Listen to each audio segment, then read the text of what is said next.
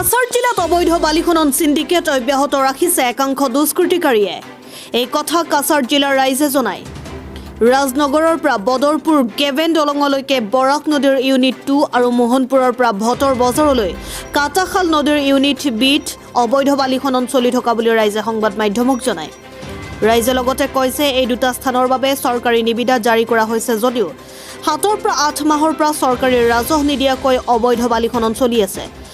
তৎসংগে লগতে কয় যে বৰাক নমামিৰ নামত শত কোটি টকাৰ প্ৰকল্পটো এতিয়া ক'ত গৈছে আৰু সেই সময়ত বৰাকৰ পৰা খনৰ বালি এতিয়া অবৈধভাৱে দুষ্কৃতিকাৰীয়ে বিক্ৰী কৰিছে। এই সন্দৰ্ভত বিভাগীয় বিষয়াৰ দৃষ্টি আকৰ্ষণ কৰিছে ৰাইজে।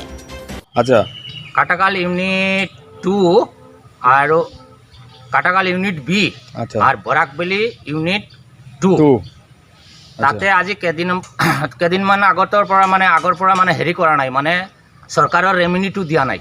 আচ্ছা, তথাপিও আজি দিনৰ পৰা মানে বহুত মানুহে ইনলিগেলভাৱে তাৰ মানে হেৰি কৰি আছে, বালুখিনি উঠাই পেলাই পাচাৰ কৰি আছে, মানে বালি খনন কৰি আছে। আচ্ছা, সেইটো কাৰণে আমি চৰকাৰৰ হস্তক্ষেপ কৰি আছো।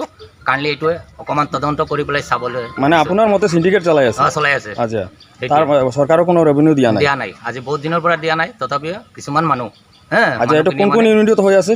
এইটো আমাৰ কাটাকাল লৈ ল আপোনাৰ ইউনিট বি আৰু বৰাক নদীৰ হৈ ল ইউনিট 2। নিউজ ডেস্ক ৰিপোৰ্ট চৌহানা লাইভ।